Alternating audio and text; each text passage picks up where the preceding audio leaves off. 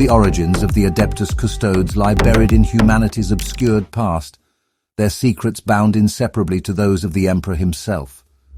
During the dark age of technology, the human race was almost annihilated by its own hubris. Though mankind's first steps away from its homeworld were faltering, natural adaptability and belligerence of spirit soon saw it flourish in the void. Science and technology advanced at a breathtaking pace, enabling the conquest of increasingly far-flung planets. The vast reaches of the galaxy shrank as mankind's capabilities grew, and alien races were driven back into the shadows by the fierce light of human progress. Thinking machines and the development of ever more esoteric weapons and transportation technologies played their part. But the single greatest factor to drive this expansion was the ability and the reckless will to manipulate human genetics. Utterly certain of their own primacy, scientist kings and techno-demagogues followed every strand of curiosity and exercised powers of creation that made them seem like gods. Ultimately, their hubris led them to catastrophe, and onwards to the very brink of extinction. Worlds were overrun by bloody uprisings within their own populations, much of which were mutated beyond sanity and recognition. Gene wars consumed entire star systems, while a psychic apocalypse drowned the stars in fire. The vast empire of humanity was shattered amidst horror and anarchy, and the oppressive shroud of old night settled over all. At the heart of this galactic disaster lay terror, transformed from a glittering jewel to an apocalyptic hellscape by forbidden weapons and biological atrocities. Yet though its people fell into darkness and ignorance, many of the technologies that had led them to ruin survived, sealed away in hidden bunkers and biomantic crypts. Sure enough, as humanity clawed its way back from the brink beneath the lashes of cruel warlords, so those self-appointed rulers discovered the weapons of old and tried once again to turn them upon one another. Terror faced the threat of a second apocalypse, as gene-bred barbarians and ghastly flesh-stitched ghouls made war at the behest of madmen, fanatics, and techno-cannibalistic murderers. Much of this lore is lost forever, destroyed or buried in the endless archives of terror. Yet a few still know that this was the environment in which the Emperor rose to prominence, and that he, whether living deity or apex superhuman, was a worthy inheritor to the trove of genetomantic lore left behind by mankind's former rulers. It was this ancient and dangerous bounty, coupled with his own incredible and unfathomable powers, that allowed the Emperor to fashion warriors with which to unite a world. That task was not a simple one, and though the Emperor sought peace for humanity, he could not achieve his aims without war. It is known by the most learned of imperial historians that the living weapons the Emperor used for his early conquest were the Thunder Warriors. Techno-barbarians transformed into powerful, but ultimately flawed and short-lived super-soldiers. The Thunder Legions were fit for a single purpose, after which the Emperor's use for them was done. By the time the Thunder Warriors learned of their own disposable nature, the Emperor had set his sights on grander ambitions and created the first of the beings that would become his Space Marines. Not even the most knowledgeable of the Imperium scholars can say when the Emperor fashioned the Custodians. The truth is hidden in fragments of the past, accounts of figures appearing in crude hieroglyphs and cave etchings, stasis-locked scads of parchment and gene-sealed tomes that no man now can open. They speak of the towering demigods that strode at the Emperor's side, trusted bodyguards and respected counselors that he took into his confidence. Custodians fought alongside their master before the walls of the Vilefactor's fortress. They held back the baying fleshpacks of the trans-Nordic Reaver tribes, while the Emperor slew their bloated meat god. Custodian blades took the head of Garsha the Decrier, pierced the heart of the Queen of Atlan, and drove back the iron fiends on the red fields of Primassalia. Or at least, so the dying echoes of history suggest. In the last years of the Unification Wars, the Thunder Warriors at last realized that their creator had cursed them with short lifespans and turned upon him for what they saw as his betrayal. It was a cadre of several hundred custodians, even then believed to have been led by the legendary Constantine Valdor, that stood in the Emperor's defense, carrying out a merciless culling of the obsolete and rebellious Gene soldiers.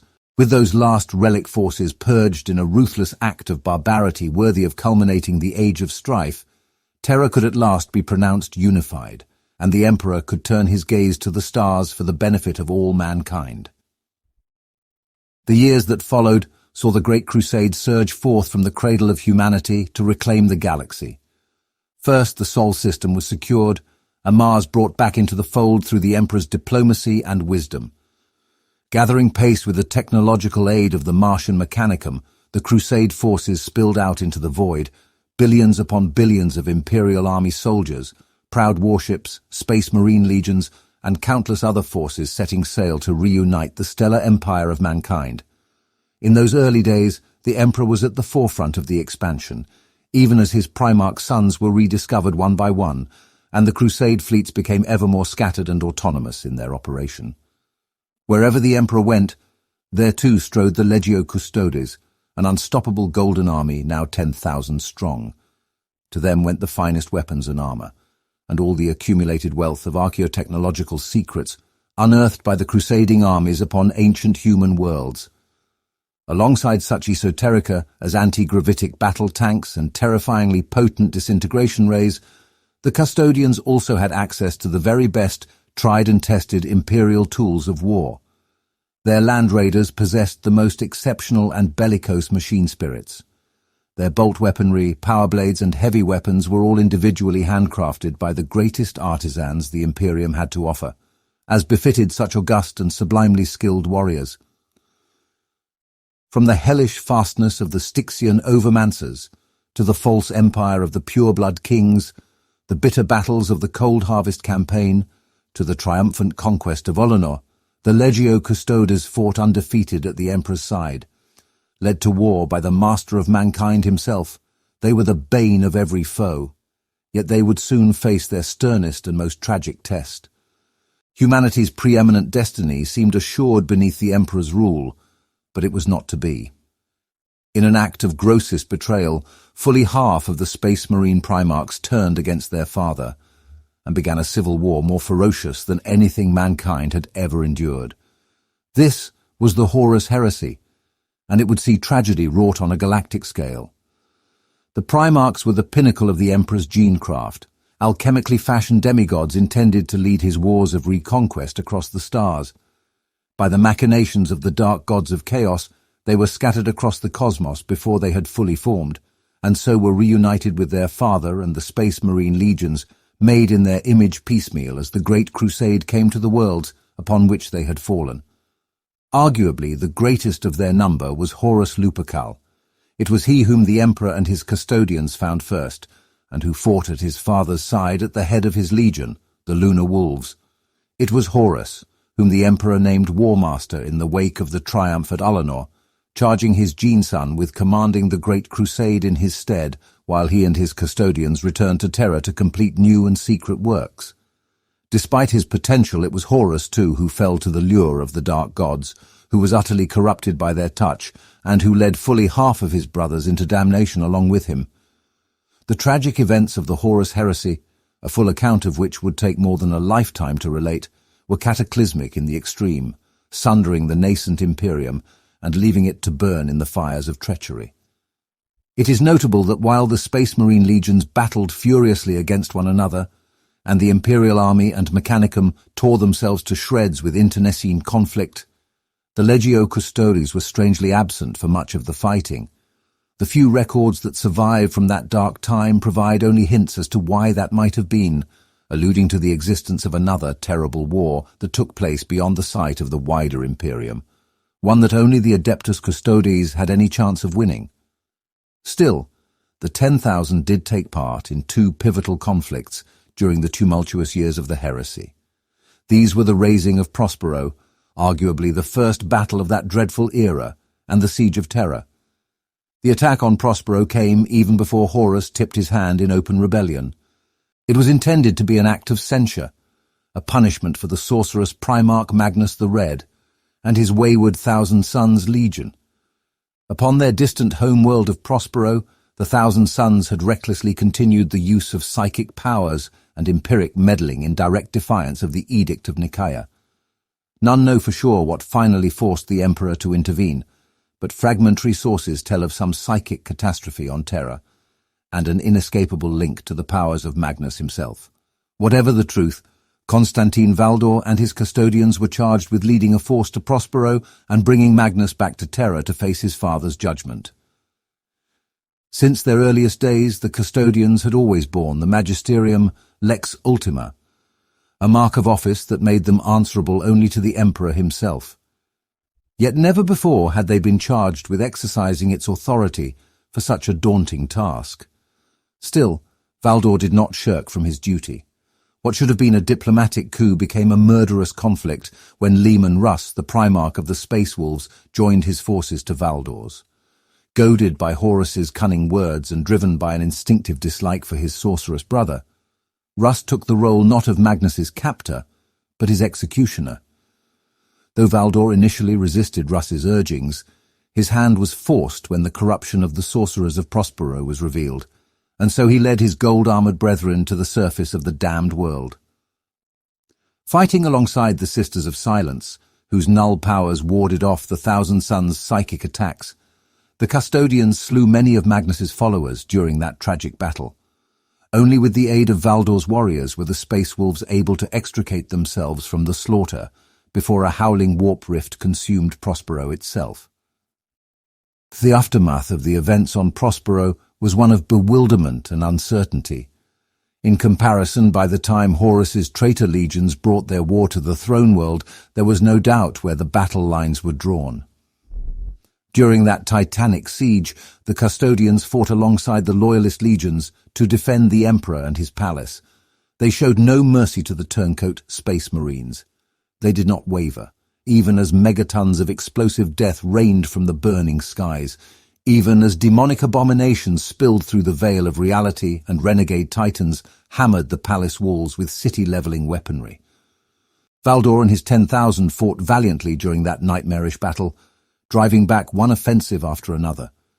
Despite their heroics, and to the eternal shame of the Custodes, they failed in their ultimate duty. All through the siege of Terra, Horus watched from his orbiting flagship, the Vengeful Spirit, coordinating the final battle from afar. Yet at the last, with Terra in flames and traitor forces rampaging through the palace's outer districts, Horus lowered the shields on his battle barge. Why he did this none can say. Perhaps some sliver of his old self remained and sought to derail the Dark God's plans. Perhaps he simply wished to face the Emperor before the end and to strike his father down by his own hand. Whatever the case, the Emperor immediately gathered an elite force of Primarchs, Space Marines and Custodians, and led them in a teleport attack against Horus's unshielded ship. The battle that followed was horrific. The Emperor's force scattered throughout the tainted ship and forced to fight for their lives. Sanguinius, Primarch of the Blood Angels, fell to Horus's talon, but worse was to follow. Despite the best efforts of the custodians, they could not overcome the unnatural might of Horus. Only the Emperor was able to defeat his rebellious gene-son, but the victory came at a terrible cost. Horus's powers shattered the Emperor's body, leaving him a ruined husk. The Master of Mankind would be consigned to the Golden Throne forevermore, its sustaining technologies keeping him on the threshold of life. So enthroned, his immense psychic power continues to guide and protect the loyal people of the Imperium. Should he ever perish, mankind would surely follow soon after. In the wake of the Horus heresy, the Legio Custodes became the Adeptus Custodes. They donned mourning black, for theirs was a shame and a failing that they sought neither to forget nor be absolved of. Yet though they had met with defeat and tragedy, the custodians' vigil did not falter for even a moment. For 10,000 years the Adeptus Custodes have stood guard over the Golden Throne.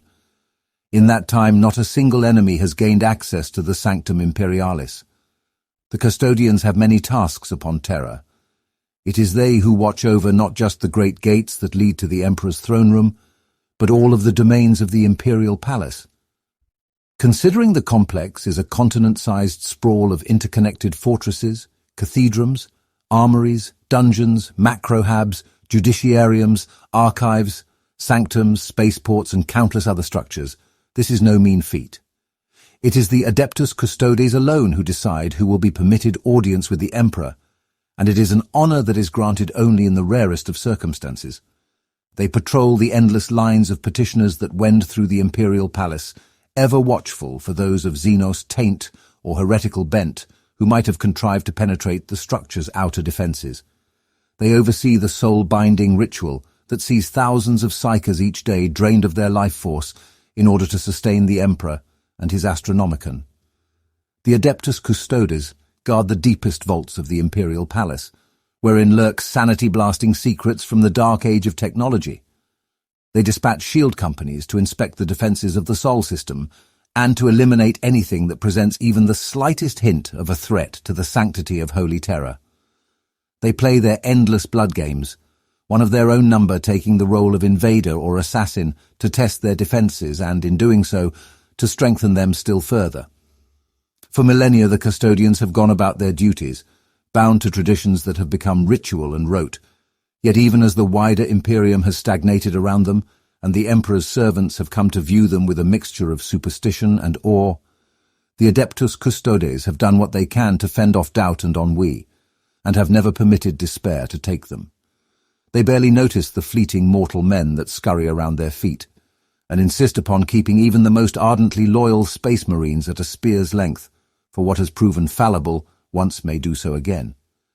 Yet this is a mantra the custodians apply also to themselves, and thus they have never permitted themselves a moment of laxity or introspection. At times their Captain General has stood amongst the High Lords of Terror. At others he has served as one of that council's most powerful advisers. Either way, the Adeptus Custodes continue to exercise the full authority of the Magisterium Lex Ultima, marshalling the defences of Terror as they see fit, and answering to no one but their silent master in matters of security, sanctity, and strength. The companions are a 300-strong force that forms the direct bodyguard of the Emperor while he sits upon the golden throne. They are hand-picked for their duties by the Captain General, who chooses his candidates based upon painstaking assessments of each warrior's performance in training and battle, as well as their mental acuity, spiritual fortitude, and countless other indicative factors. There can be no more important duty in all of the Imperium than to shield the Emperor himself. As such, no consideration for rank or veteran status is given when appointing custodians to the companions, and those passed over in favour of younger or less experienced candidates take no offence. The vigil of the companions is unending, and though they are of course rotated out for brief periods of rest, it is still a purgatorial duty. Arrayed in ranks around the Golden Throne, these wardens stand for incredible lengths of time, unmoving, unspeaking, poised constantly upon the cusp of battle readiness in case the slightest threat were to present itself. It is mentally and spiritually exhausting, even for the demigods of the Adeptus Custode, and so when the Captain General judges that a companion has served long enough, they will be rotated out with immediate effect, replaced by a fresh inductee to their ranks. Again, this is no mark of dishonour, merely a pragmatic admission that even a custodian cannot perform such a taxing duty indefinitely.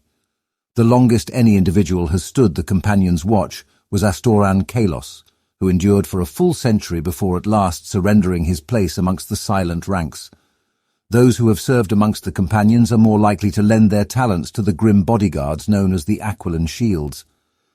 Such custodians have protected the lives of the greatest and most august personages in the Imperium, most notably the High Lords of Terror themselves. From the Master of the Navigators Guild to the High Logistica of the Adeptus Administratum, the Lord Militant of the Imperium to the Shadowed Master of the Officio Assassinorum, former companions have acted as guardians for them all. To the 10,000 such duties are simply an extension of their vows to protect the Emperor, in this case by safeguarding those assets most important to the successful running of his Imperium. Still, it is a role that has earned the custodians much favour in the eyes of Terra's noble elite. It was the Emperor himself that invented the process by which the warriors of the custodians are created. More than 10,000 years later, the same processes are still utilised, remaining every bit as shrouded in secrecy and tradition as they were during the Great Crusade. If it can truly be said that the Space Marines are the sons of the Primarchs, then the custodians are the progeny of the Emperor himself. His might permeates them, his blessing so powerful that they can shield the custodians from hurts both physical and empiric. The greatness of the Master of Mankind runs in their veins, burns in their eyes, and charges the air around them, so that all faithful warriors instinctively respect and fear these demigods of war. The method by which such remarkable individuals are created has always been known only to those of the imperial household, and is carried out by the most accomplished chirurgeons and bioalchemists of Terra within gilded laboratories, locked away from the sight of humanity's masses. With the custodians fighting only for the Emperor himself and beholden to the commands and scrutiny of no other, the secrets of their recruitment have never been revealed, for not even the High Lords of Terra have the right to demand them. It is known that all custodians begin their lives as the infant sons of the noble houses of Terra. It is a mark of incredible prestige to surrender one's child to this most glorious of callings within the Imperium, and many notable clans amongst the Terran aristocracy have willingly given up almost entire generations of newborn sons to earn it. Such children are taken in when they are still in infancy, for the earlier the genetic metamorphosis into a warrior of the custodians begins, the better a chance it has of success. Huge crowds line the avenue of sacrifice outside the Ascensor's gate when such an intake occurs. They fill the air with frenzied cheering and prayer as the great and good of Terra's high society parade before them, soaking in the adoration of the masses even as they surrender their progeny forever into the Emperor's care. There is a reason that, despite their remarkable lifespan, the custodians have never numbered more than approximately 10,000 warriors. Simply put, for every worthy aspirant who succeeds, thousands are found wanting. A space marine is created by the introduction of gene seed to the body, as well as the implantation of supporting organs. Between them, these modifications reshape those who receive them into living weapons. By comparison, whatever mysterious bioalchemy is used to trigger the transformation into a custodian occurs on an entirely deeper level, taking root in the cells, perhaps even the soul, of an aspirant. The process of ascension goes beyond the purely physical and spiritual. Those who would join the Brotherhood of the Custodians are mentally indoctrinated. Their psyches are rebuilt from the ground up, their mental architecture fortified as the imperial palace itself was fortified in the face of Horus's treachery, until it becomes an impregnable fastness or else collapses under its own weight. Each aspirant endures thousands of hours of such psycho-indoctrination and mnemic conditioning. Their education is mercilessly absolute. Information beaten into the metal of their minds at a punishing rate that drives many mad. They must grasp not only the tenets of warfare in all its forms, and learn every method of assassination, counter-espionage, threat recognition and death-dealing known to mankind, but also expand their minds in far more esoteric directions. Diplomacy and statecraft, astrogation and interstellar geography, history, philosophy, theosophy, artistry, and countless other subjects must all be mastered to a breathtakingly high degree. Much of this education is a throwback to the days when the custodians were expected not only to provide the Emperor with protection, but also counsel and conversation. It has become a tradition applied by rote, but still its benefits are apparent. Not only does such an avalanche of information screen out those whose psyches are not sufficiently robust, but it further ensures that, almost alone in a dark and dreadful age, the custodians retain the enlightenment and perspective commonplace during the Great Crusade. Of course, with such blessings comes a tragic comprehension of the depths to which the Imperium has sunk. It is a credit to the custodians that such a realization does not drive them to despair. No truth is withheld from the custodians, for in order to do their duty without impediment, they must possess all of the facts about the dark terrors that seek to conquer the galaxy. Such sanity-eroding revelations quickly eliminate those inductees who do not have sufficient spiritual fortitude to do their duty. Those that remain can be counted upon not only to understand the deeper ramifications of the war for the Emperor's realm, but to recognize why such truths must never be allowed to spread beyond their own ranks. How long the process of creating a custodian takes is unknown beyond the walls of the imperial palace. All those who survive emerge as magnificent Praetorians, their sculpted physiques and altered minds so utterly other that they adopt entirely new personalities. They draw their names from ancient texts, deriving them from heroes, monsters, and gods of old Terran mythology. Not only is this practice regarded as being entirely appropriate for such transcendent beings, it also allows the noble families of Terra to save face. All can and will claim that it was their offspring that showed the fortitude to become a custodian, and none will gainsay them. Though the minds of the custodians are armored against the machinations of witches and psychers, they themselves never exhibit such abilities. The Emperor allowed for no chink in the defenses of his bodyguards, for while battlefield psychers are undoubtedly powerful living weapons, they are also unstable ones. Their minds are prone to invasion by warp entities, a danger that no member of the Adeptus Custodes need ever face. For those superlative individuals that do survive to join the golden ranks, their comrades afford them immediate respect. There are no juniors amongst the custodians, only worthy warriors who understand the full burden of responsibility that their power and authority brings. A custodian's roll of honor is encompassed by his name. Though all begin with a single epithet, as these warriors achieve great deeds, they are awarded additional names to reflect them.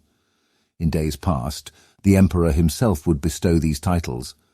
Now it falls to the Captain General, or occasionally a shield captain in the field, to bestow the honor on his comrades. Custodians who have served for many centuries typically have dozens of names inscribed within the plates of their armor, or, in some cases, even etched microscopically into their bones. Along with their name, ascension to the ranks of the custodians earns each individual their own armor and weapons. Entire bloodlines of exceptionally skilled artisans dwell within gilded towers on Terra, their purpose to fashion the Auramite armor and perfectly balanced weapons for each new custodian. Certain names, such as the clan Halbrinmere or the clan Gestaxtis, are renowned for their martial masterworks, and their augmetically enhanced artisan barons are famed for the wonders they have wrought. The custodians also have access to an incomparable armory of technology, much of it dating back thousands of years. From the sleek Dawn Eagle jet bikes of the Virtus Praetors and the magnificent Alaris-patterned Terminator armor, to Land Raiders and Contemptor dreadnoughts that saw battle during the Great Crusade, such equipment epitomizes the proven excellence of all custodians' material. The tools of war wielded by the Emperor's guardians never fail or falter, for they are handmade by the Imperium's most skilled smiths and maintained to the most painstaking standards imaginable. Just as the warriors who protect the Golden Throne must be utterly without fault or weakness, so must be the equipment they rely upon to discharge their duties. These incredible armaments, the endless training regimes that the custodians undergo, the years-long hollow conflicts through which they battle, and the shadow-shrouded wars they fight in the Emperor's name throughout the Sol system and far beyond. All these factors ensure that the 10,000 are the finest fighting force in the entire Imperium. Though functionally immortal, even the warriors of the custodians eventually tire. Some suffer physical hurts that impact upon their ability to perform their duties, with lost limbs, artificial eyes, or augmetic organs lessening their physical perfection. Others find their mental faculties beginning to erode, however slightly, acknowledging that their reaction times or mnemic awareness are not quite what they once were. For the vast majority of warriors, a tenth of a second reduction in the speed at which blows are stuck or parried might be considered negligible. For a custodian, it is error enough to necessitate that their watch come to an end. When a custodian judges himself no longer fit for duty, he surrenders all of his equipment to the Hall of Armaments and vanishes into the void of the galaxy clad in hooded black robes. Such noble exiles still serve the Emperor, however, for wherever they travel they observe. Some work alone, dark and ominous figures slipping through the shadows of the Emperor's realm. Others cultivate networks of informants and agents, using fear and intimidation to secure compliance where loyalty and honor will not suffice. Should they bear witness to a situation developing that they believe might threaten Terra or the Emperor, these watchers use secret channels to communicate a warning to the Captain General. So do response forces of the custodians launch punitive and often preemptive strikes throughout the Imperium, forewarned of danger by the eyes of the Emperor. The Emperor's palace on Terra is the largest and most impregnable defensive structure in the Imperium. It sprawls across an entire mountain range, stretching for thousands of miles over the surface of the throne world. The custodians are responsible for the defense of this immense fortress, a duty they discharge with tireless diligence. In the days of the Great Crusade, the Imperial Palace was a surpassing wonder of engineering. Yet the necessity to fortify that beautiful structure against the baleful intentions of War Master Horus and the subsequent widespread devastation suffered at the hands of his traitor hordes, wrought irrevocable changes. In the wake of the heresy, the imperial palace was rebuilt as the mightiest fortress in human history. The 10 millennia since have seen it become ever more bloated, polluted, and immense. The palace's former asceticism lies buried beneath strata of Gothic ornamentation and the brutal grandeur of the cult imperialis. What once was bright and magnificent is now vast and lowering, a hunched architectural monstrosity that wears its martial might like a challenge to the terrors of the darkling void. There can be no clearer metaphor for the fate of the wider Imperium, but though the palace is a grotesque mockery of its former self, still the Custodes guard it well. This is no small task. The circumference of the palace's outermost walls is measured in thousands of miles. The towering spires of its macro-habs and spaceports break through the atmosphere and rise into the void like the spines of some bioluminescent beast. Its sublevels dig deep into Terra's holy bedrock, in some places reaching a depth of hundreds of miles below the surface. Its corridors, chambers, vaults, fastnesses, and plazas are so multitudinous that no single record remains to list them all, and the societal subnations, clan holdings, and techno-urbanic serf tribes that dwell within its walls could populate entire star systems. Despite this, the custodians have always proven equal to the duty of overseeing the palace's defense. It is they who patrol the colossal and seemingly endless walls, who stand guard over the sanctums and armories, who patrol the petitioners' highways, the famed spaceports, and the vast fortifications. They inspect the endless miles of orbital guns and defensive silos and maintain a wary guard over the hidden vaults, deep within the palace, which contain secrets so dreadful that they could bring about the fall of humanity were they ever released. And yet, the custodians find the manpower and dedication to do so much more. For thousands of years their shield hosts have mustered in secret and set out aboard requisition warships to strike down threats identified by the roaming eyes of the Emperor. Bands of custodians have regularly patrolled the Sol system, serving as rotating garrisons for military facilities based around Luna, Venus, Pluto, and numerous deep space star fortresses that watch the approaches to Terra. The custodians have also long liaised with the Imperial Fist's Space Marine chapter, who still maintain their role as joint guardians of the Sol system and whose immense star fort, known as Phalanx, has often held a protective orbit over the throne world. The custodians have remained unwavering in these duties for thousands of years. Now, even as the galaxy darkens around them and new wars arise for them to fight, they are more determined than ever to ensure the Imperial Palace and the whole of Terra stand inviolable. In the last days before the gathering storm broke and the great rift tore the void in two, a bright light of hope was kindled within the galactic empire of Ultramar. Through great sacrifice and unnatural artifice, Robut Guilliman, Primarch of the Ultramarines, was restored from the brink of death. His coming would herald great changes for the Imperium. When the traitor legions fell upon the Imperial Palace at the culmination of the Horus heresy, Robut Guilliman and his Ultramarines were too far away to fight in their father's defense. Perhaps had it been otherwise, the fate of the galaxy would have been very different. Whatever the case, following his revival, Guilliman was determined that he would not make the same mistake twice.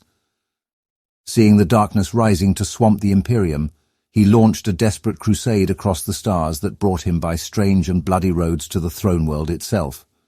Guilliman was welcomed with all honor on Terra, permitted audience with the Emperor by Aquila Commander Kalim Varanor, and reinstated as Lord Commander of the Imperium by an assemblage of the High Lords of Terra.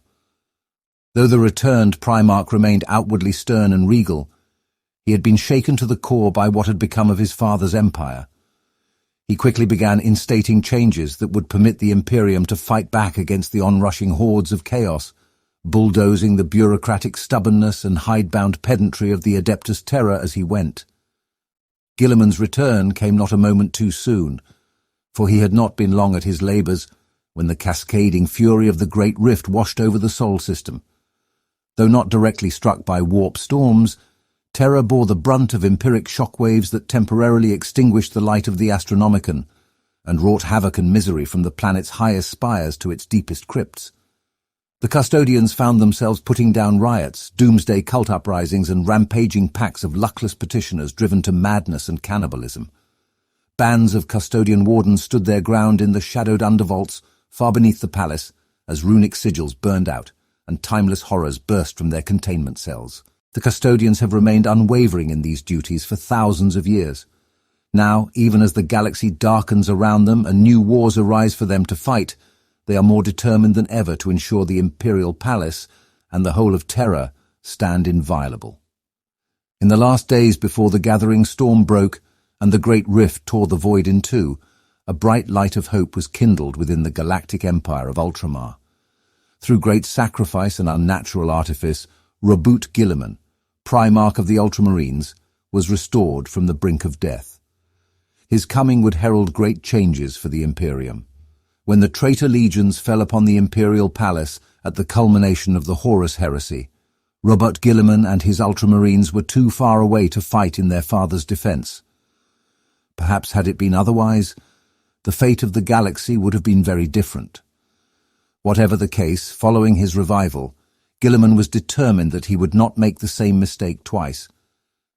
Seeing the darkness rising to swamp the Imperium, he launched a desperate crusade across the stars that brought him by strange and bloody roads to the throne world itself. Guilliman was welcomed with all honor on Terra, permitted audience with the Emperor by Aquila Commander Kalim Varanor, and reinstated as Lord Commander of the Imperium by an assemblage of the High Lords of Terra. Though the returned Primarch remained outwardly stern and regal, he had been shaken to the core by what had become of his father's empire. He quickly began instating changes that would permit the Imperium to fight back against the onrushing hordes of chaos, bulldozing the bureaucratic stubbornness and hidebound pedantry of the Adeptus Terra as he went. Guilliman's return came not a moment too soon, for he had not been long at his labours when the cascading fury of the Great Rift washed over the Sol system.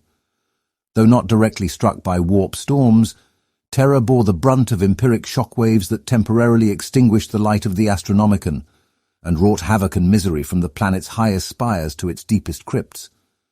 The custodians found themselves putting down riots, doomsday cult uprisings, and rampaging packs of luckless petitioners driven to madness and cannibalism.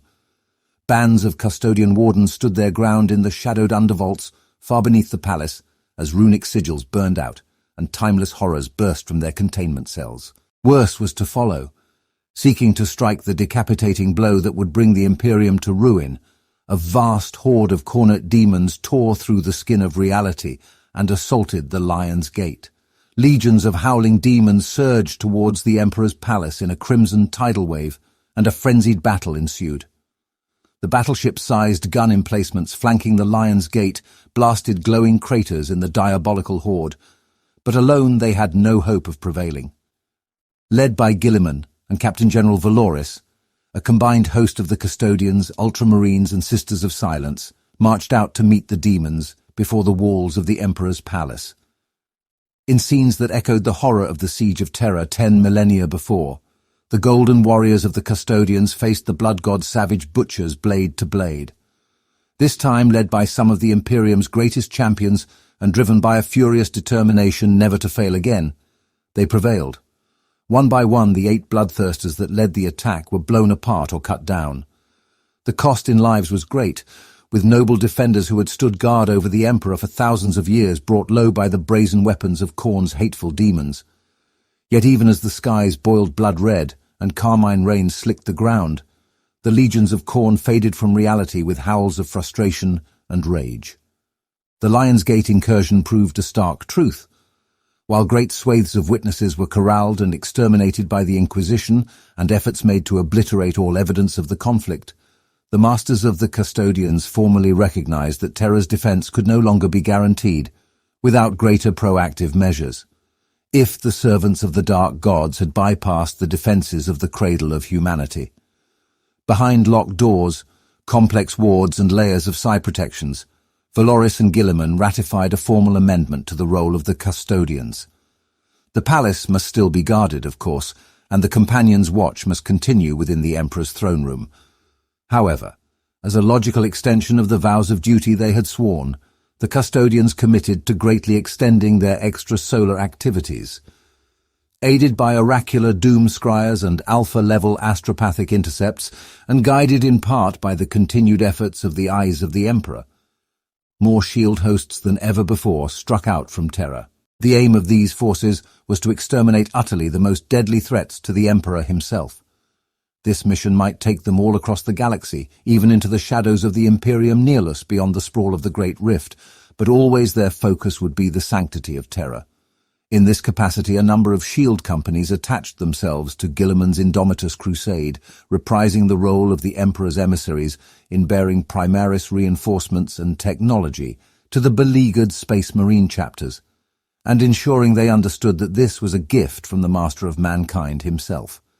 It was not to be squandered or refused.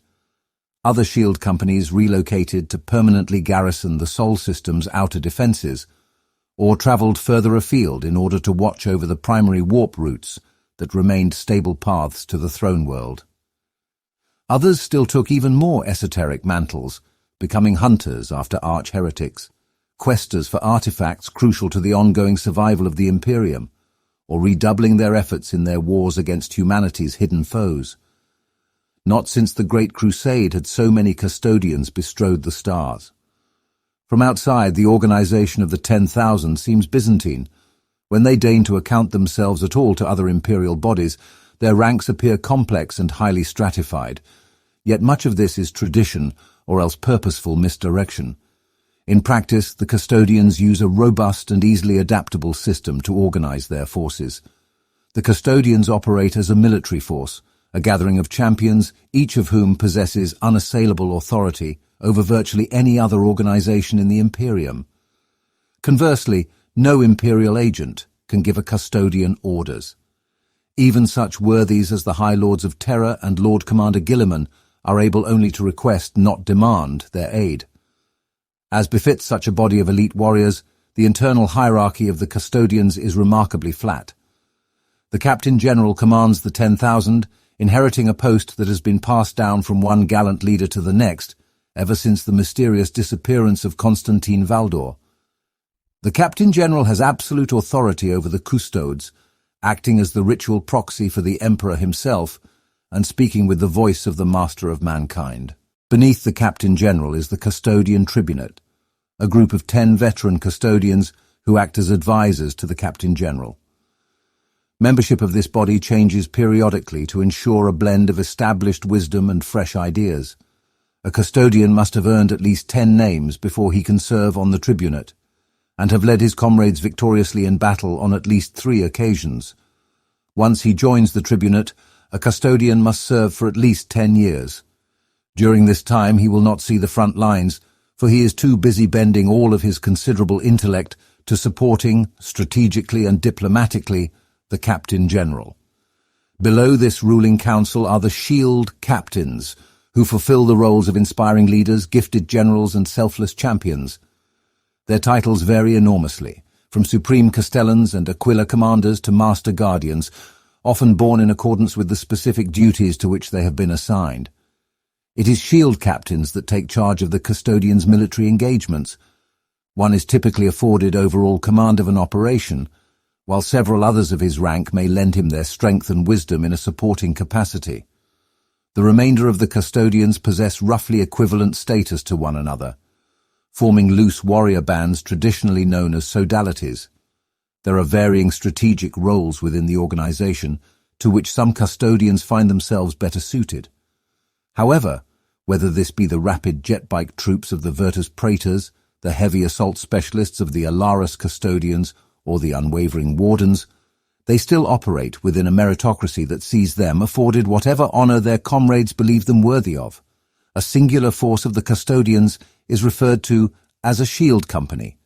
The numbers within such a formation can vary considerably, hand-picked by their shield captain for the task at hand, and ranging from a small band to a sizable army complete with jet bikes, tanks, and dreadnoughts. Under normal circumstances, a shield company includes no more than one shield captain and perhaps 30 to 40 custodians. When a larger force is required, multiple shield companies gather into forces known as shield hosts. Led by conclaves of shield captains and boasting tens, sometimes hundreds of custodians, shield hosts have the martial strength to crush enemy armies and bring entire star systems to heel. The gathering of such might is a momentous undertaking. A shield host is only assembled to accomplish those tasks that no other imperial force could be trusted with, and its warriors march to war with a singular and implacable determination to enact the Emperor's will.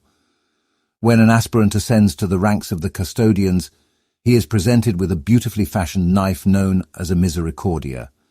These weapons are filigreed with gold and theldrite, their hilts moulded to the owner's unique grip, and their blades imbued with micromolecular dissonator spirits that allow them to slice through the thickest armor, as though it wasn't there at all. More than a lethal sidearm, the Misericordia signifies something greater.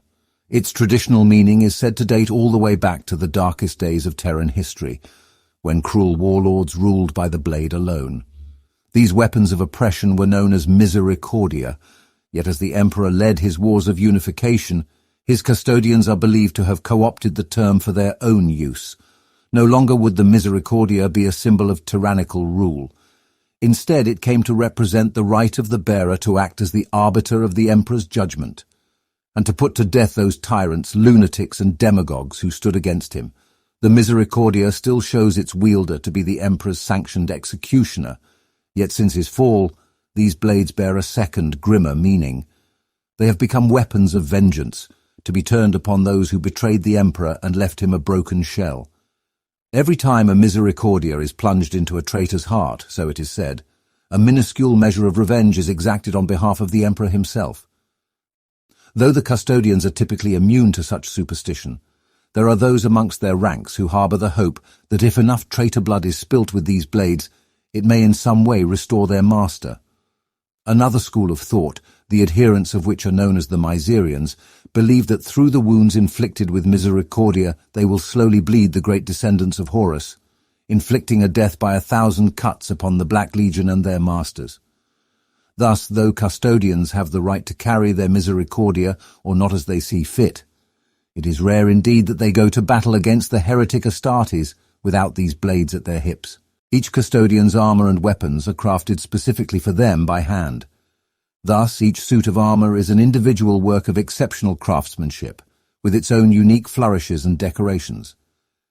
Yet all Custodians maintain certain standardized elements to their war gear that help them to quickly identify one another's place both on and off the battlefield. The right shoulder guard of a Custodian's armor depicts the imperial aquila, a sigil of eternal vigilance and a sign of the Custodian's mandate to enact by force if necessary, the will of the Emperor himself. The gems set into each Custodian's armor are individually mined from deep beneath the surface of Terra and hand-cut by skilled artisans. Their coloration is flawlessly precise, an art form in its own right, not only across the Custodian's armor but across that of his entire shield company. When a Custodian switches from one such organization to another, the stones will be carefully extracted from his armor and replaced with those of an appropriate color if needs be.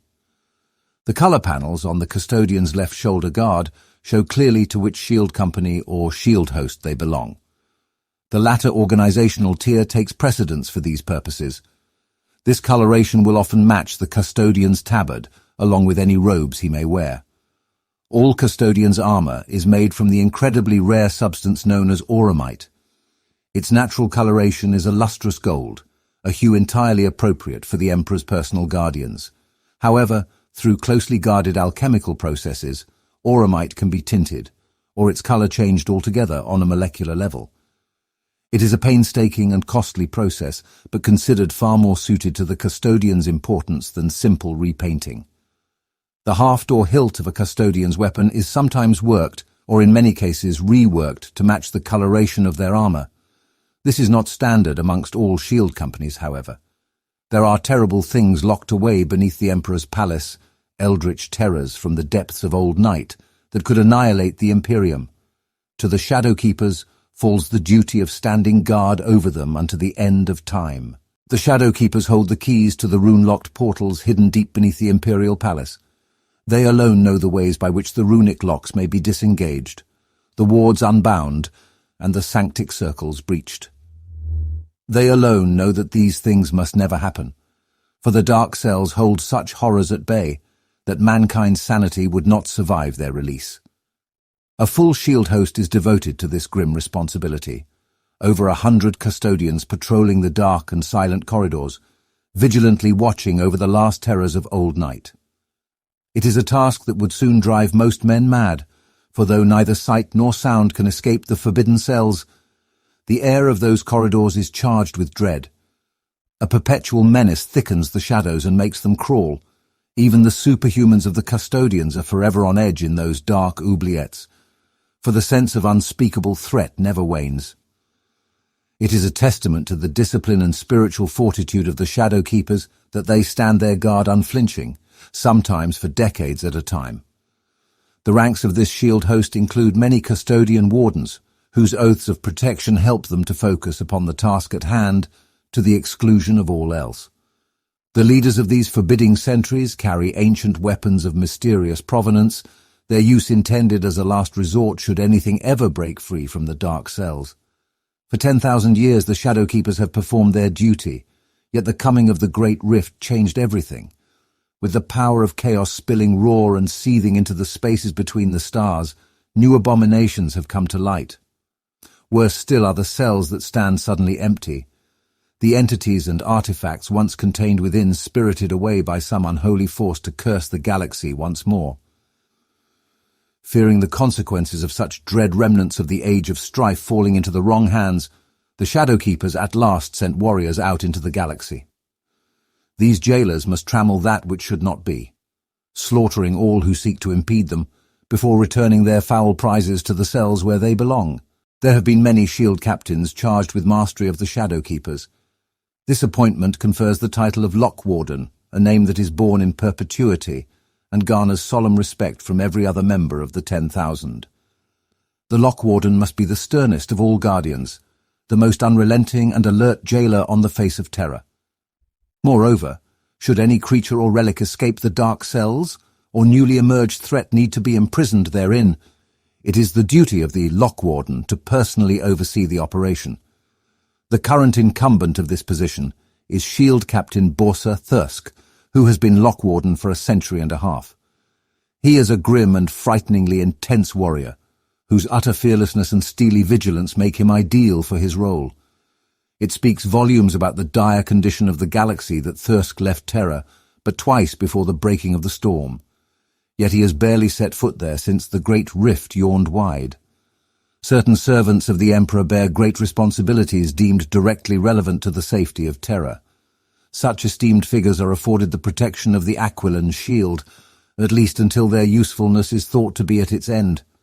As the doom-scryers of the Imperial Palace sift the tides of the Empyrean for warnings of disaster, they also take note of those who, through example, thought, or deed, are likely to avert such catastrophes before they threaten the Golden Throne.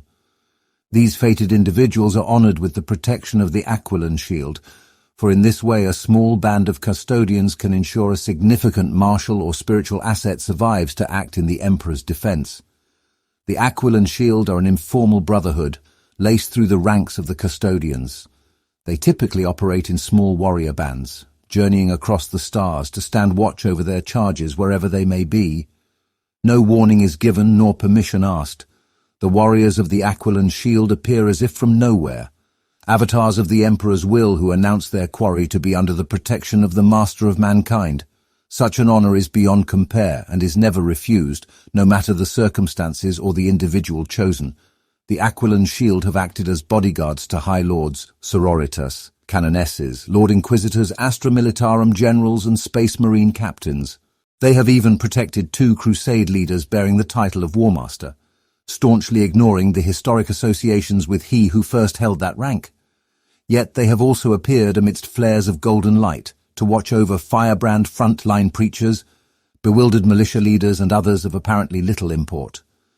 The only unifying factor amongst them all is that, while attending their duties beneath the gimlet gaze of the Emperor's own guards, these individuals are expected to achieve incredible things in the defence of the throne world. The Aquilan shield fight to ensure such a future comes to pass, shielding their charges from harm until the exact moment the usefulness of the person under their protection is deemed spent. At that point they depart without a word, leaving those they guarded to look to their own defence. Tragedy often follows, but this is of no concern to the Aquilan shield, providing it does not jeopardize the safety of the Golden Throne. Fear is a familiar weapon to the Imperium, used to deter enemies and keep seething populations in line. Yet there is no terror as pure and absolute as that invoked when the Emperor's own fury is unleashed to punish his foes. The Dread Host represents a breathtaking concentration of military might. It numbers hundreds of custodians, organized into multiple shield hosts, and transported aboard a trio of pre-heresy warships known as the NARRATED. The nature of this army is simple. They are the deliverers of the Emperor's judgment, his anger and his punishment made manifest. Not for them the pinpoint rapid strike, the hidden war, or the measured defensive action. Instead, the assembled shield captains of the Dread Host identify the most visible and dramatic threats to the segmentum solar, and unleash upon them such overwhelming annihilation that it sends shockwaves rolling through the warp itself. Sometimes one warship is sent, sometimes two. Only a handful of times in the entire history of the Imperium have all three of the NARRATED loosed their passengers against a single foe. Yet always the effect is the same. Spearheaded by dozens of Adeptus Custodians, the Dread Host fall upon their victims with unstoppable force. They slaughter the enemy's warriors and reduce their war engines to wreckage. They cast down their false idols and set them aflame. They topple their cities, sunder their strongholds, and butcher their allies and followers. They make grisly examples of those who would dare lead such a challenge to the Emperor's dominion, ignoring all attempts at surrender and foiling all bids at flight. By the time the Dread Host are done with their war, nothing remains of their chosen victims but the gruesome tales of their brutal demise at the Emperor's hand. The Dread Host have smashed Orc wars, obliterated rebellious star systems, and crushed traitor crusades. They have fought against enemies thousands of times their number and humbled them through strategy, speed, and strength. With every campaign they spread the terror of the Emperor's wrath. The breathtaking bloodshed and absolute destruction they leave in their wake has dissuaded hundreds of uprisings and invasions before they could even begin. The stronghold of the Dread Host rises to dominate an entire district of the Imperial Palace. This armoured bastion is lit with electro-braziers and arc lumen of immense size, all angled to underlight the 500 enormous eagle statues that line the sanctum's upper battlements. Each as large as a super-heavy tank, these ominous sculptures are posed in vigilant stances, many staring up into the stellar gulf while the remainder peer down upon the thronging processionals below. Superstition runs rife that the eagles of the Sanctum of 1,000 Eyes can perceive disloyalty no matter where it lies, and that the Emperor looks through their avian eyes to see the darkness in men's hearts. To some extent this is true. Each eagle contains a complex array of long-range augers, servitor cogitation banks, and multispectral listening devices that feed floods of information down into the Sanctum's data shrines. This information is used by the Dread Host to isolate and annihilate threats to the Golden Throne. From the vast orbital fortresses of Luna to the cloud keeps of Jupiter and the deep space star forts of the Halo Belt, humanity maintains hundreds of strongholds throughout the Sol system. Billions of weapons point menacingly into the dark gulfs of space, ready to unleash spectacular devastation upon any foolish enough to threaten mankind's seat of power.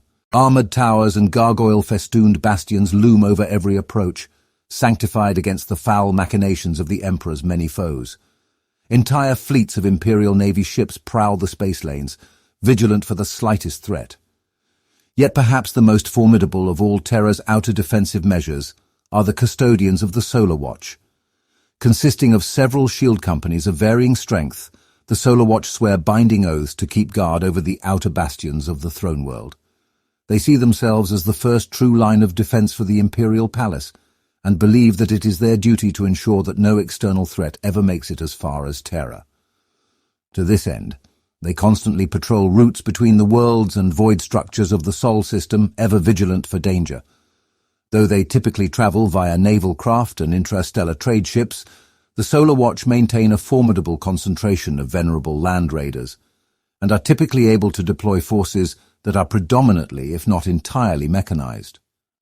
This allows them to respond swiftly and with overwhelming force to any potentially threatening situation that may develop. While such dangers are not common within the Sol system, they are certainly not unheard of. the Solar Watch have been instrumental in bringing an end to demon-worshipping cults, inquisitorial coups, and subtle Xenos incursions on every world bar Mars. While their authority technically extends to the Red Planet, the custodians are wise enough to maintain cordial relations with the servants of the Omnicia, and so travel to that world only occasionally, trusting the cult Mechanicus to police its own deviance. The more aggressive of the Captain Generals have traditionally charged the Solar Watch with performing sporadic Talon sorties. These involve the watch-gathering Shield Company strength for CES and launching strikes against prevailing threats in the systems closest to Terra. The Solar Watch do not waste their resources in war zones already heavily invested in by Imperial forces. Rather, they sally out to destroy developing threats or eliminate enemies that have broken existing Imperial lines. Deploying aboard their venerable land raiders, they slam into their enemies in fast-moving armored spearheads. Prioritizing the slaughter of command elements and heavy combat assets, the Solar Watch cripple their enemies' capacity to function as an army of conquest before abruptly withdrawing, leaving lesser Imperial forces to mop up what remains. After all, the duty of guarding the Sol system is a vital one, and the Solar Watch cannot leave their posts for long. In the days of the Great Crusade, the Emperor often entrusted crucial messages or artifacts to be borne by his custodians. It is a duty they still fulfill now, speaking with the authority of the Master of Mankind himself. Though the Emperor has long been confined to the Golden Throne, there are those amongst the 10,000 who claim to hear their Master's voice during their meditations and to feel his hand guiding them.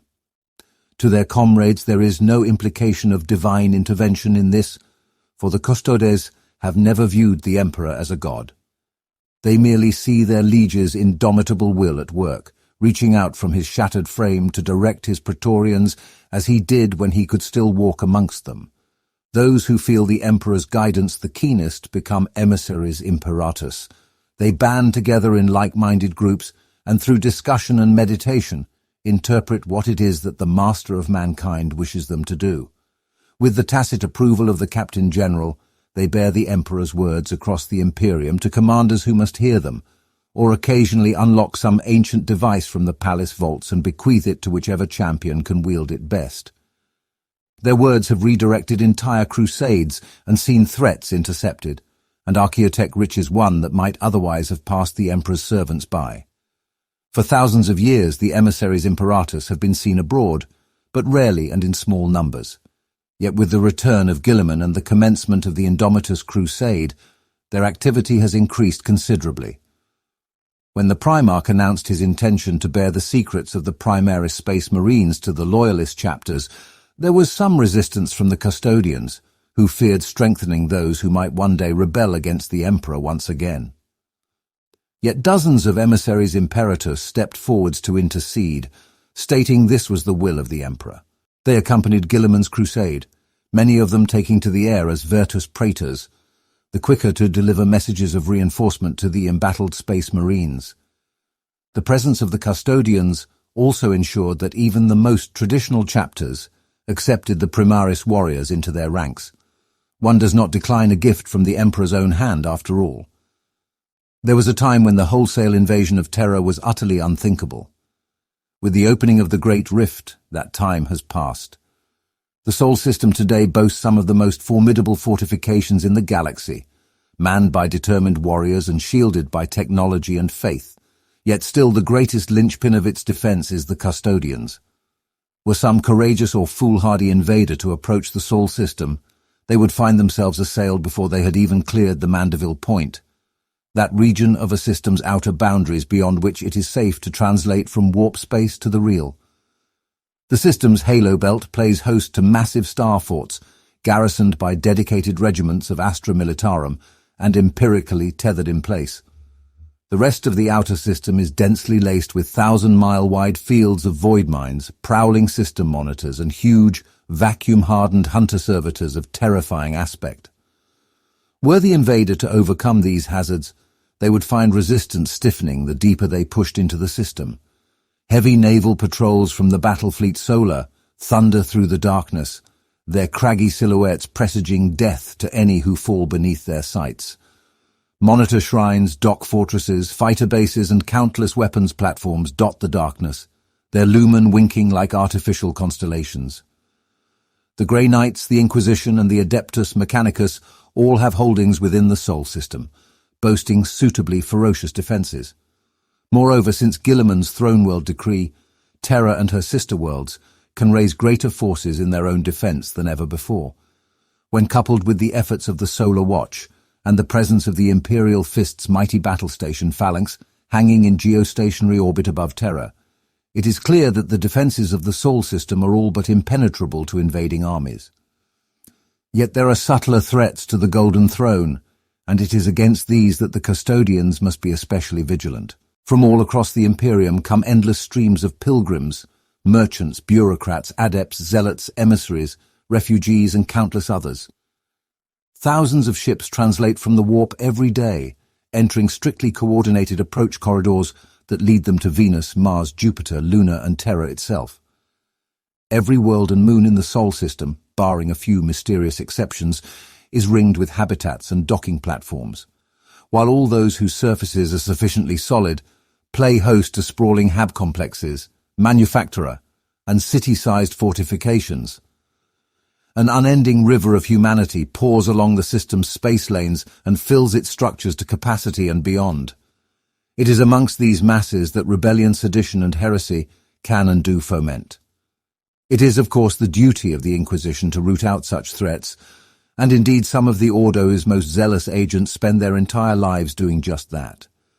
However, even these pious imperial servants are not immune to corruption, whether by nihilistic ideologues, chaos taint, or xenofanatical mesmerism.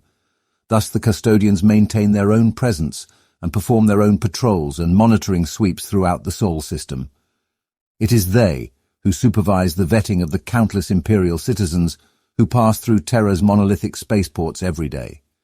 It is they who enact surprise sweeps and inspections of the Sol system's defences, following no set pattern or schedule beyond their own intuition to prevent any from predicting and avoiding their vigilance. The custodians seed listening devices, spy servitors, and dictalarsenous subroutines through the hives of the throne world and beyond. They gather and analyze every scrap of information they can from even the darkest reaches of the Sol system, feeding ship names, population movements, laborers' shift schedules, demagogues' sermons, vox intercepts, and more into macro-cogitators the size of battleships. The data prophecies that emerge from these vast engines aid the Captain General in his command decisions on a daily basis and help the 10,000 to be ever vigilant. Ancient records suggest that, during the era of the Great Crusade, the Emperor travelled often aboard the immense warp-capable battle station known as Phalanx. This was the flagship of the Imperial Fists, and remains their primary base of operations to this day. During the Horus heresy, that remarkable craft is believed to have hung above Terra, forming part of the world's defences. If this is so, then somehow it survived that cataclysmic conflict, and has endured the long millennia since. Phalanx was almost destroyed during the fall of Cadia, first by a demonic infestation that overran its decks during warp transit, and then by the prodigious firepower of traitor warships. The battle station persevered through all of these hazards, however, successfully bearing many faithful Imperial warriors back to the Sol system and resuming its time-honoured position in orbit above the throne world. Since then, repairs have been underway to restore Phalanx to its full functionality and to purify those zones of the craft deemed tainted by the touch of chaos. Amidst the endless bustle, the towing and froing of gene-bulked work gangs, and the interminable rites of the Ministorum, the custodians have had little difficulty seeding agents onto the craft. Hidden in plain sight, these intruders keep careful watch over what they view as a dangerously potent Adeptus Astartes war engine, and stand ready to take whatever action they must. To the custodians, even the most loyal Space Marine chapters will always be potential traitors. It is their duty never to forgive, nor forget what trust in the Primarchs led to. Thus, were Phalanx ever to direct its guns towards the Imperial Palace, the custodians would enact veiled protocols that would see it scuttled before it could fire a shot. The office of Captain General is one of the most powerful military appointments in the Imperium. It confers full responsibility for the overall defense of the Sol system, Terra, the Imperial Palace, and ultimately the Golden Throne and the Emperor himself. The Captain General is the master of the custodians, and on many occasions during Imperial history has stood amongst the ranks of the High Lords of Terror. He is further charged with leading the greatest military campaigns fought by the 10,000, and must display a degree of warrior prowess that approaches that of the Primarchs of old. In the millennia since the Great Crusade, there have been just 17 incumbents of this weighty mantle. Most have died in battle, either on the holy soil of terror or whilst leading crucial campaigns amidst the stars. Several have become eyes of the Emperor, while 3, including Constantine Valdor himself, simply vanished, their disappearances wreathed in mystery even amongst their own comrades. The current Captain General is Trajan Valoris. Many claim that he is the greatest warrior to hold the title since the Emperor bestrode the stars. Within his first decade of service, Valoris ran not just 1 but 2 successful blood games, a record that remains unbroken. With his remarkable grasp of battlefield strategy and his naturally aggressive streak, he earned a place for himself amongst the Adeptus Custodians. There, Valoris won many names from deeds such as the destruction of the Space Hulk Mournful Siren, the defeat of the Genestealer cult of the Emperor's Writhing Shadow, and his spearheading of the preemptive strike against War Crushfist. If Valoris showed a weakness, it was his reluctance to stand back and wait for his enemies to come to him. He lasted only 22 years amongst the companions before his desire to participate in a more proactive strategy of defense saw him reassigned. He gained the rank of Shield Captain soon afterwards, and spent several centuries leading sorties against emergent threats throughout the Sol system and beyond.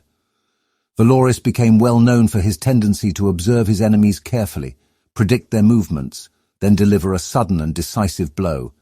He cultivated networks of agents and informers across the Segmentum Solar, and even further out into the wider Imperium. Valoris recognized his own proclivity for aggressive action, and took constant steps to temper it with comprehensive foreknowledge. Thus his strikes always fell where they should, and no comrade was ever lost to reckless commands. When Captain General Andros Launchedra fell at the Battle of the Black Pyre, Valoris was named his successor. As tradition dictated, he took up the armor and weapons of his former lord. These masterfully crafted artifacts were fashioned in the wake of Constantine Valdor's disappearance and passed on to each new Captain General ever since. The first is the Watcher's Axe, a huge polearm blade that crackles with golden lightning and can bisect the sarcophagus of a Chaos Hellbrute with a single swing. The axe's haft incorporates a master-crafted bolt weapon known as the Eagle's Scream, which fires adamantium-tipped penetrator bolts at a ferocious rate. The second of these great relics is an elaborate suit of powered armor known as the Castellan Plate, which incorporates a heraldic tilting shield, an auramite halo, and a magnificent cloak woven with adamantine thread so that it flows like cloth but yields to neither blade nor blast. At his belt, the Captain General also carries a strange device known as the Moment Shackle. A relic of Dark Age technology released from the vaults beneath the Imperial Palace, this artifact allows Valoris to trap fragments of temporal energy and turn them to his use, excising split-second events from history or slowing the localized temporal flow enough to tip a desperate fight in his favor. Trajan Valoris has proven a dynamic and effective Captain General. Under his rule, the number of blood games have increased tenfold, the defenses of the stable warp routes into the Sol system have been strengthened, and long-hidden cults have been purged from the Terran underhives. Little escapes the eyes of his ever-expanding spy network, and armed with the certainty of the truly righteous, his covert strikes have annihilated dozens of threats to the Golden Throne. It was as if Valoris had foreseen Guilliman's return and the Great Rift long before they came, and laid all the groundwork required for the custodians to adapt to the new Imperium. Perhaps, some whispered, the half-understood power of the Moment Shackle allowed him to do just that. Whatever the case, the Captain General's many qualities make him ideally suited to lead in this age of unprecedented aggression. The warriors of the custodians disregard the idea of blind obedience and look with disdain upon those who follow the orders of their superiors without question. After all, it was this very practice within the Legiones Astartes that allowed the Horus heresy to occur. Every custodian has a voice and is expected to use it. As such, the 10,000 respect only those leaders who have proved themselves worthy, whose judgment, strategic skill and strength of mind and character have been shown time and again. Such custodians are called shield captains, and their fellows follow them with loyalty and dedication. Shield captains are amongst the greatest assets of the Imperium. They are superlative warriors who are able to take on an entire squad of heretic Astartes in close combat, strike the heads from Xenos beasts the size of tanks, and fell rank after rank of lesser enemies with pinpoint fire. Whether they hack their enemies apart with powerful swings of a Castellan axe, slice and stab with a sentinel blade, or impale their victims upon a crackling guardian spear, shield captains display absolute mastery of their chosen weapons. Some, the swiftest in thought and action, soar into battle in the saddle of a Dawn Eagle jet bike. Others, those of an especially bellicose and aggressive temperament, favor teleporting to war clad in Alaris Terminator armor, there to cut down the enemy's leaders and send their underlings fleeing in terror. Whatever their preference, shield captains are the masters of those disciplines required to become heroes of legend. More than just exceptional fighters, shield captains are highly intelligent and tactically gifted battlefield commanders, able to read the ebb and flow of the wider war at a glance and direct their forces accordingly. A great weight of responsibility is placed upon the shoulders of these warrior lords, for to squander the Emperor's personal guards is an unforgivable sin. They know neither fear nor self-doubt, and can appear arrogant and aloof to other warriors of the Imperium. This is a misconception, however, for shield captains are untroubled by such self-serving notions as egotism. They are absolute realists, fully aware of the stakes involved in the wars they wage.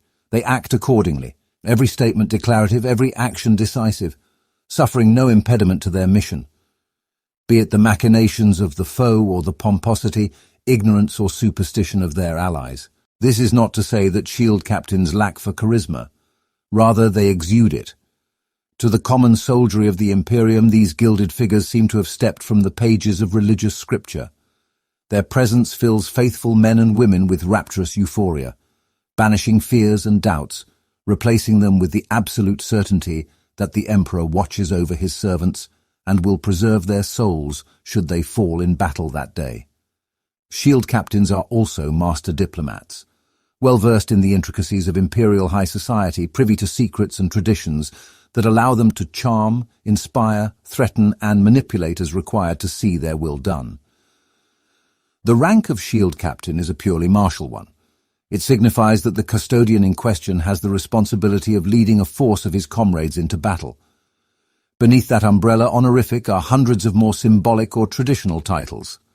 Some are retained only as long as a duty or position is fulfilled, while others are kept in perpetuity. Titles such as Aquila Commander, Justus Supreme, or Emperor's Headsman are amongst the former, and correspond to guardianship of sections of the imperial palace or duties upon the field of battle.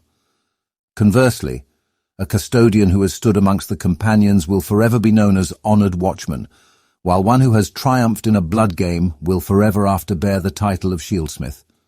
When the custodians march to war, it is not unusual to see multiple shield captains leading them in battle. Sometimes these warriors fight alongside each other. Groupings such as the Golden Brothers or the Heralds Three have won remarkable renown through their impressive accomplishments. At other times, one amongst the shield captains' number will assume overall command of an especially important mission, his peers lending him their martial prowess and strategic counsel. The decision of who leads at such times is rarely difficult, for the shield captains are frank in discussing their respective merits and quick to recognize whether they or one of their fellows is the appropriate choice. So do shield captains epitomize their organization's pragmatic approach to achieving victory in the Emperor's name. When shield companies of the custodians strike out to do battle with the enemies of mankind, it is the custodian guard that form their backbone. These warriors are rank-and-file infantry only insomuch as their numbers are greater than those of the other, more specialized custodians' warriors. Even a single one of their number is a terrifying force of destruction, his every shot perfectly placed, his every cut, thrust and stab a masterclass in bladesmanship, footwork and combat awareness that sees enemy corpses fall like dead leaves at his feet. Ferociously strong, phenomenally resilient, utterly without fear or doubt, the custodian guard are the equal of many foes' most elite warriors. Custodian Guard are steadfast in defense and unstoppable on the attack.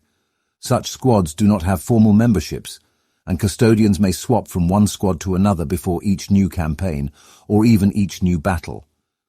With their individualistic fighting styles, the Custodian Guard do not fight as one in the way that a conventional squad of soldiers would. It is enough for them to know that they fight shoulder to shoulder with respected comrades, and that their fellows will watch their backs when the enemy press close. As with all of the custodians, Custodian Guard have the might of the Emperor flowing through their veins, and his aegis of protection hanging around them like a shield. Their traditional armament is the Guardian Spear, a golden halberd so heavy it would take several men to lift it. This composite weapon is both a powered blade capable of hewing a Chaos Space Marine in two, and a bolt gun to engage threats from afar. Conversely, some Custodian Guard prefer to enter battle armed with a Sentinel blade and storm shield. The Sentinel blade is a broadsword of daunting size, so large its hilt is flanked with the double barrels of a bolt caster that can lay down a hail of short-range fire. It is a testament to the strength of the custodians that they can wield these powered blades one-handed, when coupled with the armored bulwark of the storm shield, whose protective powers are augmented with an inbuilt energy shield generator. This potent combination allows the Custodian Guard to cut their foes apart while weathering even the most devastating of attacks. As befits their elevated status, Custodian Guard squads can call upon ancient Land Raider battle tanks to carry them to war.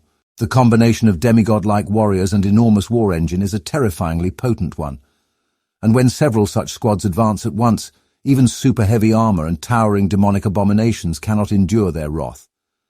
Custodian wardens can be recognized by the ceremonial robes that they wear over their armor. These are a mark of their veteran status, for every custodian warden has seen at least 5 centuries in the Emperor's service. Those wardens that do not carry the iconic guardian spears of their order wield heavy-bladed Castellan axes. These weapons lend themselves to an elegant and brutal combat style that sees the wielder use their exceptional strength in conjunction with their axe's momentum, launching thunderous sweeps that switch direction with breathtaking suddenness to cleave through their victim's guard and hack off heads and limbs. The wardens can also fire concentrated volleys of bolt fire from the hafts of their weapons, scything down those who attempt to stay out of their blade's devastating reach. The wardens are known amongst their comrades as level-headed and endlessly patient watchmen. Upon accepting the robes that mark their station, they swear binding oaths to fight as immovable sentinels, a living fortress of auramite and sinew that no foe will ever breach. Each warden's oaths are personal, written by the custodian himself after a full year's contemplation, sat in meditation upon the precipitous ledges of the Gallow Tower. To break their vows would be worse than death to these warriors, and their determination to uphold them bolsters their already formidable wills to something of truly frightening intensity. The Alarus custodians deploy with sudden fury to tear the throat from the enemy army, where a strong point must be cracked wide open, a traitor warship boarded, or a foul demagogue slain even as he stands amidst his dedicated bodyguards. There are the Alarus custodians deployed. These warriors wear suits of Alarus Terminator plate, expertly crafted armor whose worth can be measured in worlds. Driven by magnetomic generator shrines articulated with Leonis-class actuators, and fashioned from layered auramite and adamantium, Alarus armor is a marvel of craftsmanship. It provides its wearer with an exceptional range of movement and near unencumbered speed, augmented strength and resilience, and the survivability to stride unharmed from the blast of a macro-cannon shell. Coupled with the protective blessings of the Emperor, Alarus Terminator plate is arguably the most effective man-portable combat armor in the entire Imperium. Just as well, for the battles fought by Alarus custodians demand nothing less. Their weapons, too, are formidable. They heft guardian spears twice the height of a man, or swing massive Castellan axes that can bisect a Chaos Lord, or lop the head from an Orc Psyker with a single blow. To supplement these weapons, Alarus custodians also wield ballistus grenade launchers upon their left forearms. These drum-fed weapons can be triggered with a thought, spitting salvos of sanctified projectiles in saturation patterns through the enemy ranks. They are also capable of launching concussion grenades that explode amidst bursts of electro-exorcist chaff and overwhelming light and sound. Enemies subjected to these barrages are sent reeling, their senses rebelling against the onslaught, even as their weapons and equipment falter, and they spasm in pain. Such armaments allow Alaris custodians to suppress and then swiftly slaughter their target's bodyguards, leaving their true quarry exposed in the face of their wrath. Hand-picked by the Captain General from amongst the most bellicose of the 10,000, Alaris custodians relish the chance to plunge into the most lethal battles. Their killer instincts are razor-sharp, their wrath honed to a fine point. Yet these are no maniacal berserkers. Where many of the galaxy's most dangerous close combat specialists allow their rage to drive them, Alaris custodians leash their aggression wholly to their will. They land every blow with murderous strength, but also with surgical precision. So aggressive and heroic are these warriors that, when the situation demands, they have been known to splinter their units entirely after the initial strike and scatter through the enemy's rear lines. Fighting as lone figures, the Alaris custodians eliminate key targets, sow anarchy and confusion through unsuspecting forces, and completely destabilize the foe's formation before fresh custodians' forces arrive to end the conflict. It is an effective tactic that has seen more than one heretic fortress fall from within. In recent years, one band of Alaris custodians has become renowned for their skill as terror troops and executioners. Known as the Gilded Fist, led by the indomitable custodian Vannius Arcteron Tibus, this squad has achieved remarkable feats of violence in the Emperor's name. It was the Gilded Fist who struck the head from the Ulgworm cult of the Pan-Siberic cluster, ended the insane machinations of Inquisitor Dan Loxtos, and led the purge of the traitor-held space hulk Leviathan of Agonies, before it could reach the edge of the Sol system. Unusually for custodians, these warriors have fought side by side for decades now, asserting that they can best serve the Emperor operating as a single, tightly fraternal force. With such renowned members as Monastus Chaim, Paradon Helastes and Dalat Hapuramides fighting shoulder to shoulder to bring low the Emperor's foes, few can doubt the veracity of this claim. The custodians are a glorious and much celebrated force. In the earliest days of the Imperium, they marched to war alongside the Emperor himself, presenting a magnificent spectacle which echoed the majesty of the Master of Mankind. Just as their weapons and armor have always been fashioned to reflect his martial glory, so too are the proud standards known as vexillas, which are borne to war by some of the most veteran custodians. Each vexilla is a towering banner topped with the imperial aquila, the ultimate symbol of the Emperor's authority. The Custodes alone are permitted to display it as their foremost heraldic icon, and its inspirational effect upon those around them is nothing short of electric. Hefted high above the anarchy of the battlefield, the vexilla forms a golden beacon of truth and light that fills true servants of the Emperor with awe. Beneath the winged shadow of the aquila, even the humblest defender of humanity feels the touch of the Emperor upon their soul. Meanwhile, the enemies of the Imperium cower in dismay. Dread clouds their minds and saps their strength at the thought that the Emperor's greatest warriors are poised to tear them apart. Each vexilla is created on Terra, painstakingly fashioned over a period of 100 years by the oath-sworn artisans of the Tower Aquilane. Upon their completion, these beautiful standards are borne amidst processions of craft thralls, ministorum priests and heraldic servitors to the Auric Eyrie, where they are held upon stasis podia until required. Some vexillas are purely ritual in purpose and are carried in procession and parade through the endless leagues of the Emperor's palace. Most, however, incorporate potent technologies suited specifically for deployment upon the field of battle. Those vexillas carried by the veterans of the shield companies typically belong to one of several patterns. More than just standards to inspire adulation or terror, their inbuilt technologies provide invaluable battlefield support to the custodians fighting in their shadow.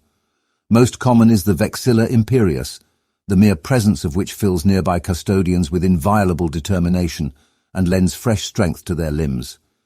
Whether this effect is purely psychological, or if there is some crypto-technological aspect to the phenomenon, is unknown beyond the Tower Aquilane. It is enough that it works, and works well. The Vexilla Defensor is born into battle where the foe brings overwhelming firepower to bear. Built into this proud standard is a refractor field generator of prodigious power, whose protective umbrella crackles out to ward all nearby allied forces from harm. The deployment of these Vexillas has spawned more than one legend and parable. To the unenlightened, The effects of the Vexilla Defensor look as though the Emperor is extending direct protection to those who fight at the side of his favored warriors. The Vexilla Magnifica incorporates photophantasmic fluctuators and psycho-amplifactor clarions. Those who dare to assail its bearer or his comrades find themselves blinded by the searing radiance of the Emperor's glory, their gun sights rebelling and their optic nerves burned out, even as their thought patterns are smashed to fractal shards. Such standards are born at the forefront of an attack, placed where they can best blunt any attempt by the foe to launch a counter-offensive of their own. In addition to these technological marvels, all Vexillas incorporate empirically hardened teleport homers. These are most commonly used by the custodians to call in sudden strikes by fresh waves of custodians, or, on rare occasions, even summon a Contemptor dreadnought or land raider from the especially large, ancient and powerful Godstrike pattern teleportariums aboard their warships. Whether blunting the enemy's sudden assault, exploiting a breakthrough in the foe's lines, or wrong-footing their victims with a sudden shift in the flow of the battle, such technology has many uses for the 10,000, and fits perfectly with their style of warfare.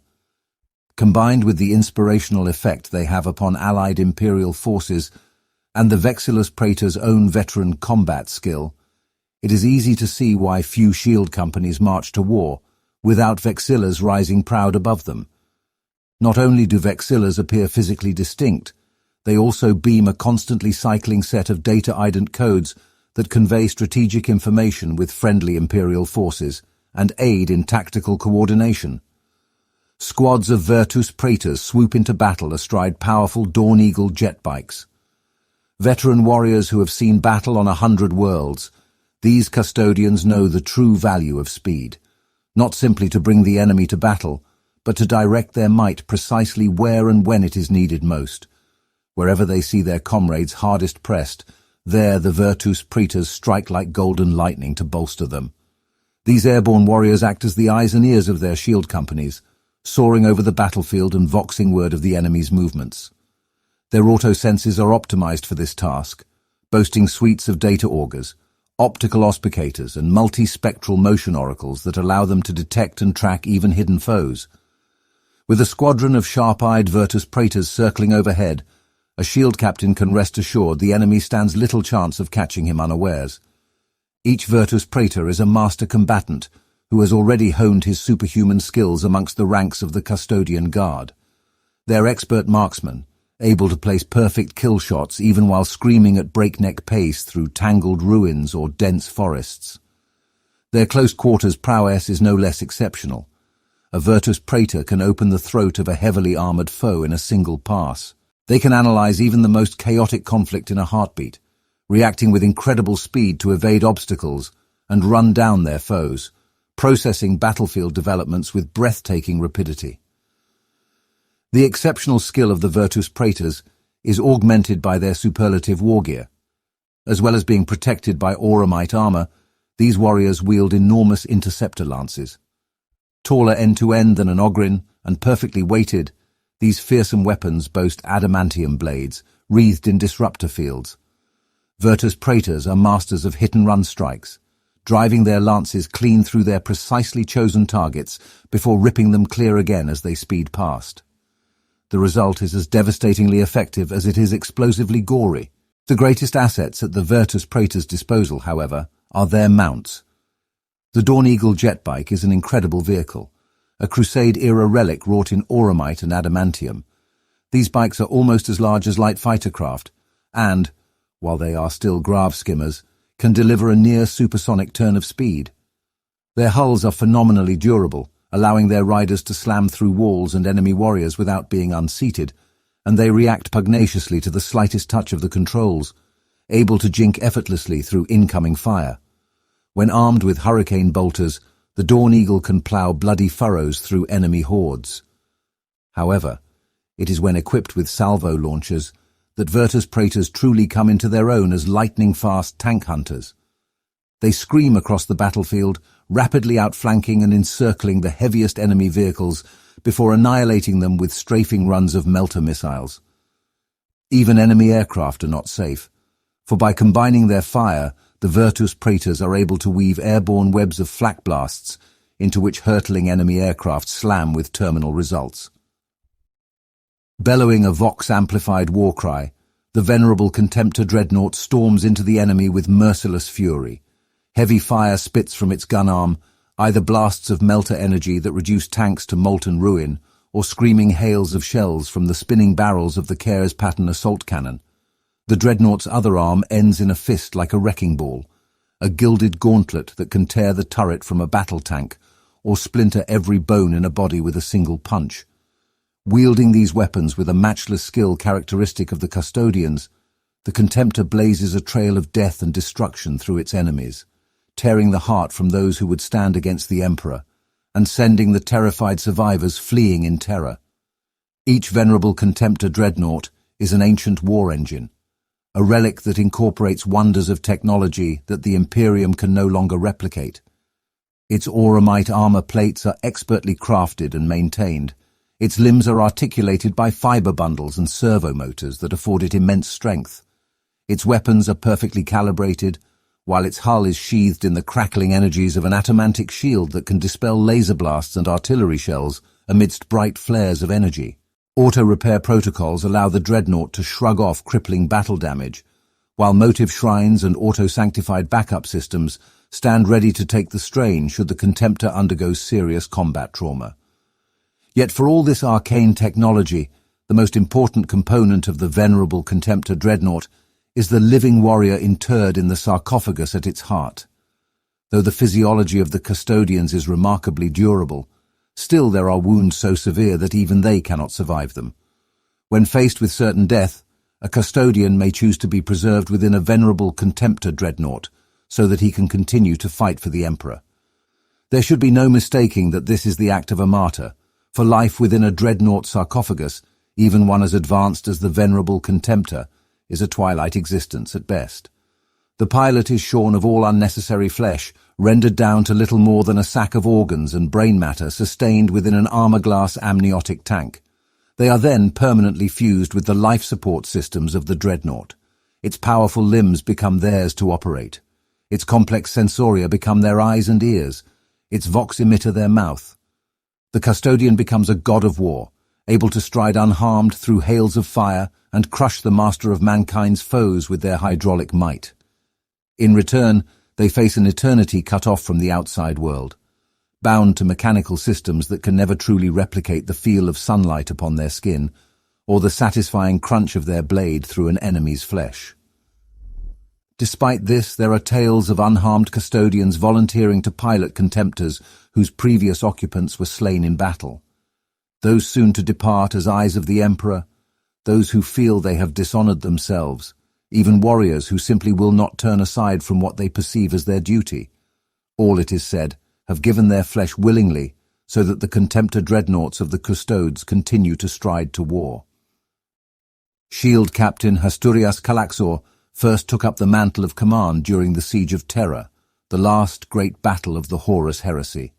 It was Calaxor who held the Enlightener's stare single-handedly against the turncoat soldiers of the 9th Terran Wardens. It was he that rallied the Gospodor heavy infantry with his inspiring example of bravery, and led them to retake the Dome of the Architects from Dorthacol's Sons of Horus legionaries. Joining forces with a sodality of his fellow Custodian guard, it was Calaxor who finally drove Cole's warriors to destruction and felled the traitor Warhound Titan Warp Jackal into the bargain. These heroics were enough to see Calaxor promoted amidst the fires of battle to the rank of Shield Captain, after which he led 3 further highly successful counter-offensives before the siege's end. Renowned for the controlled aggression of his tactics, Calaxor earned himself many more names in the centuries that followed. On Thade he felled the demon Thogralathrax and prevented the supperant scourge from being loosed on Terra. During the battle for the Starkeep Magnificence, Shield Captain Calaxor went blade to blade with the heretical Singer of Miseries, before mounting his jet bike and leading a band of Virtus Praetors to end the traitor threat. It was Calaxor also whose blade ended the threat of the rogue assassin Shay before she could come within 100 miles of the Golden Throne. When the Shield Captain finally fell in battle on the dead world of Palathrix, his sheer force of will kept him alive long enough to be interred within a dreadnought sarcophagus. Becoming Venerable Ancient Kallaxor, he assumed a new role within the 10,000. Now Kallaxor is a living war engine and strategic advisor both amidst the ranks of the custodians. The Land Raider is arguably the most powerful and versatile battle tank available to Imperial forces in the 41st millennium. Possessed of a fearsome array of weapons, hyper-durable adamantium armor, and the transport capacity to bear a full squad of heavily equipped warriors into battle, the Land Raider can function as both war engine and assault transport with equal ease. A single Land Raider can turn a desperate battle in the Imperium's favor. A massed spearhead of them can win a war. For all this, Land Raiders are in comparatively short supply. Few Forge worlds still possess the secrets of their creation, and even those that do must sink enormous resource and time into the making of each one. Land Raiders have bellicose and complex machine spirits that take time to tame, and for the material cost of but one of these tanks, it is possible to churn out 100 lesser vehicles. Every Land Raider is thus venerated as a priceless relic, entrusted only to the most elite forces of the Imperium, and deployed when victory is absolutely vital. It is considered a near irredeemable sin to allow such a vehicle to be destroyed, and entire campaigns have been fought to recover Land Raiders lost upon the field of battle. The most ancient and honored of these tanks are the venerable Land Raiders used by the custodians. Many can trace their history all the way back to the earliest days of the Imperium. These tanks rolled forwards amidst the earth-shaking armored spearheads deployed during the Great Crusade. They ground alien oppressors beneath their treads as they fought to liberate humanity from the horrors of old night, and turned their guns mercilessly upon the traitor legions once their betrayal was revealed. For 10,000 years these noble war engines have fought for the Imperium, and each has built a legend every bit as magnificent as those possessed by the greatest Imperial champions. Venerable Land Raiders possess Magos-class machine spirits, noble and aggressive entities that can independently aim and fire the tank's guns and coordinate its auto-repair rituals when circumstances require it. Stories exist of these dauntless war engines fighting on even after their custodian crews were slain, wreaking bloody revenge for their deaths. These vehicles are the primary ground transport of the custodians, a statement of how unstoppable and elite the 10,000 truly are. Tracks churning, guns thundering, venerable Land Raiders ferry their passengers into the heart of battle, then support them with unparalleled armored might once they disembark. In extreme circumstances, these amazing war engines have even been teleported directly onto the battlefield, their hulls warded against the empiric corruption that is a common side effect of traveling through the warp, their passage assured through use of an ancient Godstrike pattern teleportarium. This tactic has won many victories for the custodians. It is a rare enemy indeed that can survive the sudden appearance of a Land Raider full of demigods in the middle of their battle lines. Ours is the duty absolute. Ours is the vigil that must never end. Ours is the timeless honor, the willing sacrifice, the penitence enduring. We stand a watch that will never be relieved, and we stand it gladly out of adoration for he who gave us life, and whose life we must in turn preserve. We will never earn absolution, for we do not deserve it, but those who believe that would give us pause are fools. Shield Captain Tibullus Maxin.